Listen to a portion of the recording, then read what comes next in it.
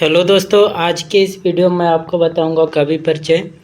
दोस्तों, पद्य से आपको 4 कवियों का जीवन परिचय याद करना है।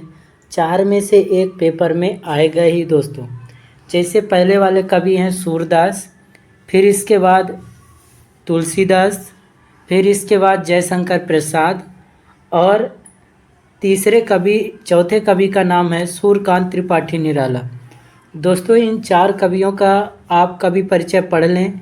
इनमें क्या क्या पढ़ना है आपको? 2 रचनाएं, भाव पक्ष, कला पक्ष और साहित्य में स्थान। तो दोस्तों, 4 में से एक क्वेश्चन आना ही है। तो यदि आप हमारे चैनल में पहली बार आए हैं तो चैनल को सब्सक्राइब कर लें। इसी प्रकार का इस चैनल में वीडियो आपको मिलेगा। दोस्तों, पहले हम देखेंगे कि कवि का नाम, जन्म, मृत्यु और 2 रचनाएं। फिर इसके बाद देखेंगे दोस्तों भाव पक्ष, जो भाव के संदर्भ में रहेगा। फिर इसके बाद कला पक्ष, जो शिल्प सौंदर्य के उसमें रहेगा। फिर लास्ट में देखेंगे साहित्य में स्थान, कि उनका साहित्य में क्या स्थान है। फिर इसके बाद दोस्तों सूरदास का जन्म 1478 में हुआ था। सूरदास का जन्म 1478 में हुआ था और इनकी जो मृत्यु है 1583 में हुआ। इनकी 2 रचनाएं सूरसागर और सूरसारावली है। दोस्तों, 2 रचनाएं सूरसागर और सूरसारावली आपको याद कर लेना है। फिर इनका भाव पक्ष देखेंगे, यानी भाव संदर्भ। तो दोस्तों भाव संदर्भ में देखेंगे पहला नंबर की कृष्ण की भक्ति है भाव पक्ष में।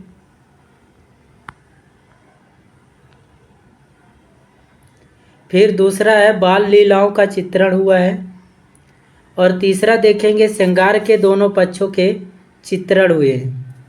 फिर इसके बाद कला पक्ष में देखेंगे दोस्तों कि इन्होंने ब्रजभाषा का प्रयोग किया, गेय शैली, उपमा, रूपक, उत्प्रेक्षा एवं अनुप्रास अलंकार का प्रयोग किया। फिर इनका साहित्य में स्थान देखेंगे दोस्तों कि इनका साहित्य में क्या स्थान है। तो महाकवि सूरदास हिंदी साहित्य काश के सूर हैं और साहित्य में आपका विशिष्ट स्थान है। तो दोस्तों, ये आपको अच्छे से समझ में आ गया कि सूरदास की 2 रचनाएं सूरसागर, सूरसारावली, और इनकी भाव पक्ष में क्या लिखना है कि कृष्ण की भक्ति, बाल लीलाओं का चित्रण और श्रृंगार के दोनों पक्षों के चित्रण, यानी संयोग और वियोग।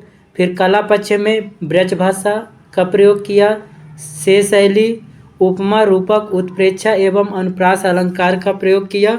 और इनका साहित्य में जो स्थान है, महाकवि सूरदास हिंदी साहित्यकाश के सूर हैं और साहित्य में आपका विशिष्ट स्थान है। दोस्तों, यह